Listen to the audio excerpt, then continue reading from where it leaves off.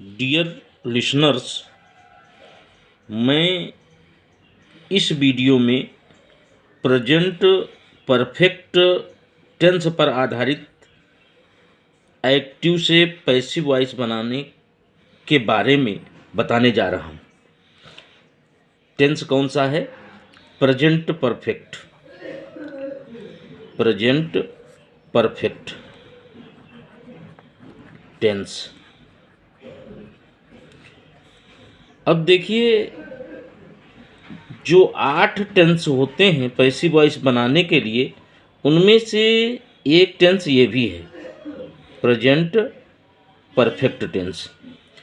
अब देखिए, present perfect में भी एक्टिव वॉइस की सहायक क्रियाएं अलग और पैसिव वॉइस की सहायक क्रियाएं अलग। तो देखिए, एक्टिव वॉइस में सहायक क्रियाएं मतलब हेल्पिंग वर्ब्स। सहायक क्रियाओं का मतलब होता है हेल्पिंग वर्ब्स या ऑक्सिलरी वर्ब्स। तो ये ऑक्सिलरी वर्ब्स जो हैं या हेल्पिंग वर्ब्स जो हैं, ये होती हैं हैज या हैव। और इसी प्रकार से पैसिव वॉइस में भी सहायक क्रियाएं होती हैं। पैसिव वॉइस में हेल्पिंग वर्ब्स, पैसिव वॉइस में हेल्पिंग वर्ब्स जो हैं ये होती हैं हैज बीन और हैव बीन। दो सहायक क्रियाएं होती हैं, दो सहायक क्रियाएं एक्टिव वॉइस में और दो सहायक क्रियाएं पैसिव वॉइस में। तो जब हम एक्टिव वॉइस सेंटेंस बनाते हैं तो एक्टिव वॉइस में एक्टिव वॉइस की सहायक क्रियाएं लगाते हैं, और जब हम पैसिव वॉइस सेंटेंस बनाते हैं तो पैसिव वॉइस में पैसिव वॉइस की सहायक क्रियाएं लगाते हैं। और ऐसा ही हम हर टेंस में करते हैं। हमने इसके पहले भी 2 वीडियो बनाए हैं, एक प्रेजेंट इंडेफिनिट पर आधारित और एक प्रेजेंट कॉन्टिन्यूअस टेंस पर आधारित, और ये तीसरा वीडियो जो है वो प्रेजेंट परफेक्ट टेंस पर आधारित बन रहा है। तो देखिएगा, अब हमको ये मालूम हो गया कि एक्टिव वॉइस में सहायक क्रियाएं जो होती हैं प्रेजेंट परफेक्ट टेंस की, वो हैज और हैव होती हैं, और पैसिव वॉइस में हेल्पिंग वर्ब्स हैज बीन और हैव बीन होती हैं। तो देखिएगा, इस टेंस में एक बात की सुविधा बहुत बढ़िया है, इसमें थर्ड फॉर्म हैज और हैव के साथ भी थर्ड फॉर्म लगी होती है, और पैसिव वॉइस में तो थर्ड फॉर्म लगाई ही जाती है। तो देखिए, तो इसमें थर्ड फॉर्म आपको ढूंढना नहीं है, थर्ड फॉर्म इसी में मिल जाएगी। जैसे मान लीजिए कोई सेंटेंस है, जैसे है you have listened a story. You have listened a story. Sentence कोई भी हो, बात सेंटेंस की नहीं है, बात नियम की है और बात समझ में आने की है। तो यहाँ हम देख रहे हैं कि ये सेंटेंस जो है कर्ता से या सब्जेक्ट से शुरू हुआ है और लास्ट में फुल स्टॉप लगा है, अफर्मेटिव सेंटेंस है। यू के साथ हैव सहायक क्रिया का प्रयोग किया गया है, और लिसन्ड जो है ये मेन वर्ब की थर्ड फॉर्म है। आ स्टोरी क्या है? ये ऑब्जेक्ट है। तो यू का मतलब हो गया सब्जेक्ट, हैव का मतलब हो गया हेल्पिंग वर्ब्स, हेल्पिंग वर्ब्स नहीं, हेल्पिंग वर्ब, और लिसन्ड का मतलब हो गया मेन वर्ब की थर्ड फॉर्म, और आ स्टोरी का मतलब हो गया ऑब्जेक्ट। तो जब तक कोई ऑब्जेक्ट नहीं होगा तब तक पैसिव वॉइस नहीं बनता है। पैसिव वॉइस का मतलब ही होता है कर्मवाच्य। कर्म का मतलब ऑब्जेक्ट। अगर ऑब्जेक्ट है तो ऑब्जेक्ट से सेंटेंस शुरू करते हैं, ऑब्जेक्ट वाला कर्मवाच्य वाला सेंटेंस हो जाता है। अब देखिए, you have listened a story. अब इसको हम पैसिव वॉइस जब बनाएंगे तो हमने प्रमुख नियम बताए हैं। प्रमुख नियम हमने बताया है। जो पहला वीडियो मैंने बनाया था उसमें हम बता चुके हैं, इसके मतलब पीछे वाले वीडियो में हमने नियम बताए हैं। जहाँ प्रमुख नियम बताए हैं उसमें ये बताया गया था कि कर्ता को कर्म बना देते हैं और कर्म को कर्ता बना देते हैं। और ये भी बताया गया था कि कुछ कर्ता ऐसे होते हैं जो बदल जाते हैं और कर्म बनाने में, और कुछ कर्म ऐसे होते हैं जो बदल करके कर्ता बनते हैं, और कुछ ऐसे कर्ता होते हैं जो नहीं बदलते हैं, कुछ कर्म ऐसे हैं जो नहीं बदलते हैं, केवल उनके स्थान बदल जाते हैं। तो यहाँ पर यू करता है। अब ये यू प्रोनाउन है इसलिए ये तो चेंज हो जाएगा, और अ स्टोरी जो ऑब्जेक्ट है इसको हम कर्ता की जगह लाएंगे तो अ स्टोरी नहीं बदलेगा बल्कि इसका स्थान बदल जाएगा। तो देखिए इसको हम बनाएंगे पैसिव वॉइस में, तो अ स्टोरी लिखेंगे। आ स्टोरी चूंकि सिंगुलर नंबर है, एक वचन है, इसलिए हम पैसिव वॉइस वाली सहायक क्रिया जो लगाएंगे वो हैज बीन लगाएंगे, हैव बीन नहीं। तो a story has been, has been. अब देखिए यहाँ थर्ड फार्म आपको ढूंढनी नहीं है, जो फार्म लगी हुई है वर्ब की वही फार्म हम लगा लेते हैं। तो a story has been listened, listened. अब क्या होगा कि अ स्टोरी ऑब्जेक्ट है, इसकी जगह यू का ऑब्जेक्ट यू ही आएगा, यू का ऑब्जेक्ट यू ही होता है। तो लेकिन ये बदला है, ऐसा नहीं कि यू को यू का सब्जेक्ट ही रूप लिख दिया गया है, इसका ऑब्जेक्ट जो है वो यू होता है, सब्जेक्ट भी यू होता है। तो इसका मतलब बदल करके लिखा गया है, यहाँ पर ऑब्जेक्ट लिखा गया है। तो a story has been listened.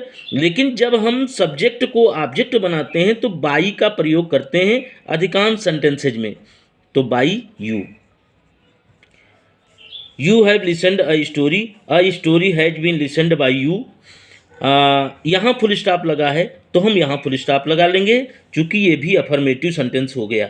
ये पैसिव वॉइस का अफर्मेटिव सेंटेंस है और ये एक्टिव वॉइस का अफर्मेटिव सेंटेंस है। अब मान लीजिए हम निगेटिव बनाते हैं सेंटेंस एक्टिव वॉइस में, जैसे इसी सेंटेंस को हम निगेटिव भी बना सकते हैं। You have not listened a story,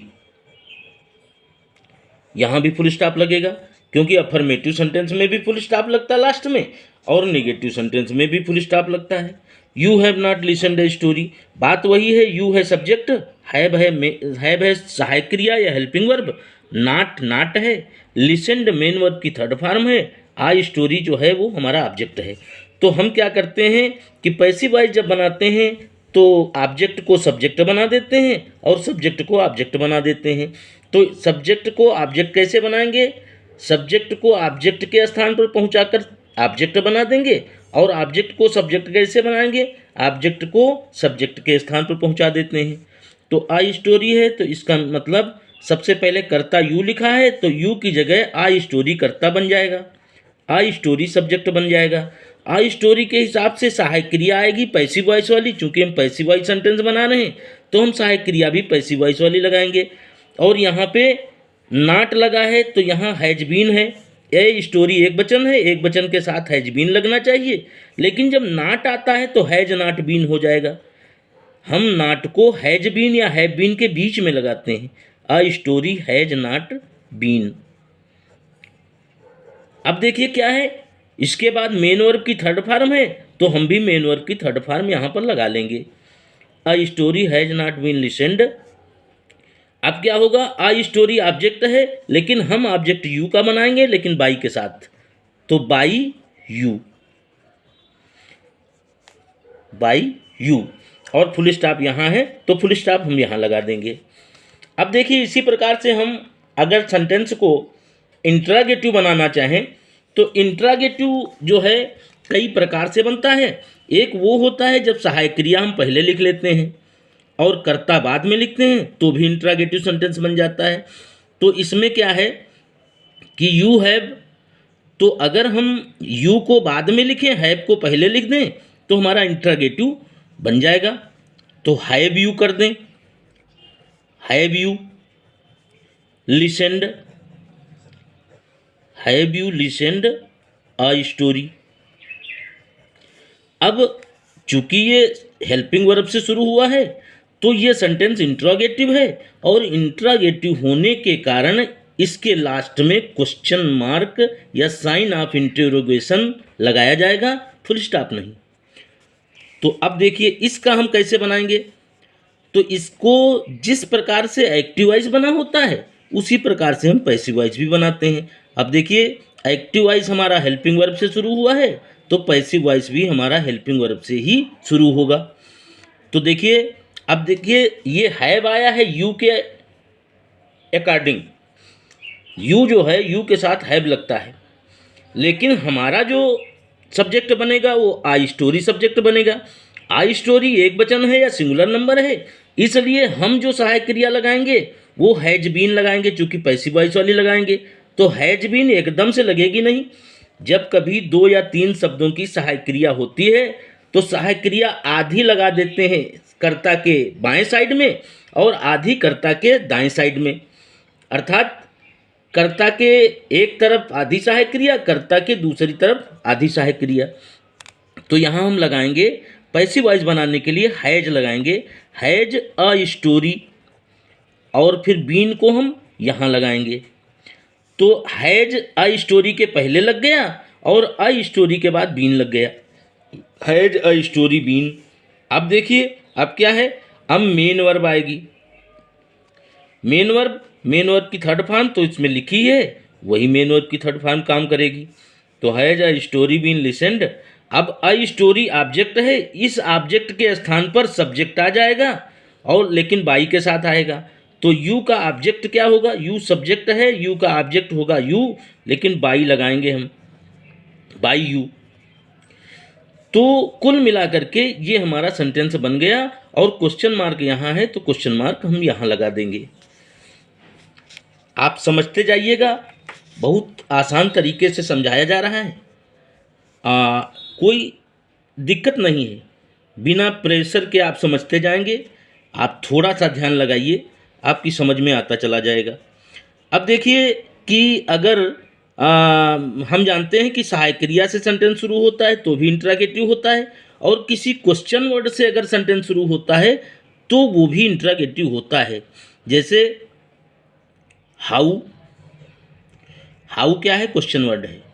how have, इसी सेंटेंस को हम बना रहे हैं, how have you listened the story. इसमें मेन वर्ब की थर्ड फॉर्म चाहे अफर्मेटिव सेंटेंस हो, चाहे नेगेटिव सेंटेंस हो, चाहे इंट्रागेटिव सेंटेंस हो, थर्ड फॉर्म जरूर लगेगी। और पैसिव वॉइस में भी इसी प्रकार से, चाहे वो इंट्रागेटिव सेंटेंस हो, चाहे वो नेगेटिव सेंटेंस हो और चाहे अफर्मेटिव सेंटेंस हो, सब में पैसिव वॉइस में भी थर्ड फॉर्म ही लगती है।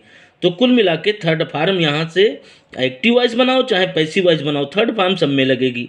अब देखिए how have you listened the story, और यहाँ क्वेश्चन मार्क हो जाएगा। चूंकि ये क्वेश्चन वर्ड से शुरू हुआ है तो क्वेश्चन वर्ड से शुरू होने वाला सेंटेंस इंट्रोगेटिव होता है, और इंट्रागेटिव सेंटेंस के लास्ट में हम क्वेश्चन मार्क या प्रश्नवाचक चिन्ह जरूर लगाते हैं। तो देखिए अब हम इसका पैसिव वॉइस कैसे बनाएंगे। अब जब कोई सेंटेंस क्वेश्चन वर्ड से शुरू होता है तो उस सेंटेंस को हम क्वेश्चन वर्ड से पैसिव वॉइस में भी शुरू करते हैं। तो हाउ है तो हाउ को हम पहले ही लिख लेंगे। हाउ के बाद सहायक क्रिया आई है, तो सहायक क्रिया हमारी देखिए ये यू के हिसाब से हैव आया है, लेकिन हमारा जो कर्ता बनेगा वो द स्टोरी बनेगा, अतः सहायक क्रिया पैसिव वॉइस वाली जो होगी वो हैज बीन आएगी। तो उसी प्रकार से करेंगे, आधी सहायक क्रिया इधर आधी सहायक क्रिया उधर, तो हाउ हैज हम लगा देंगे। और फिर कर्ता लिखा है तो हम कर्ता द स्टोरी लिख लेंगे, हाउ हैज द स्टोरी। अब आधी सहायक क्रिया तो हम लगा चुके हैं, आधी सहायक क्रिया द स्टोरी के बाद लगा दें तो बीन हो जाएगा, how has the story been. Third form आगे है तो थर्ड फॉर्म हम लगा देंगे, listened, third form passive voice में भी लगती है। अब देखिए द स्टोरी क्या है, ऑब्जेक्ट है, लेकिन हम इसको सब्जेक्ट बना चुके हैं, तो अब हमारा यू जो सब्जेक्ट है उसको हम ऑब्जेक्ट बना लेंगे। तो क्या होगा कि यू का ऑब्जेक्ट यू होता है, तो हम करेंगे बाई यू, बाई यू लिखेंगे और क्वेश्चन मार्क लगा देंगे चूंकि इंट्रागेटिव सेंटेंस है। अब देखिए कभी कभी ये होता है कि हु वाला सेंटेंस आ जाता है, जैसे हु वाला सेंटेंस है कोई, जैसे who has लिसेंड a story, who has लिसेंड a story, इसमें भी क्वेश्चन मार्क। अब देखिए हु शब्द ये भी क्वेश्चन वर्ड है, लेकिन ये डबल रोल में हमेशा होता है, चूंकि हु का मतलब होता है कौन, और कौन का मतलब कर्ता भी होता है।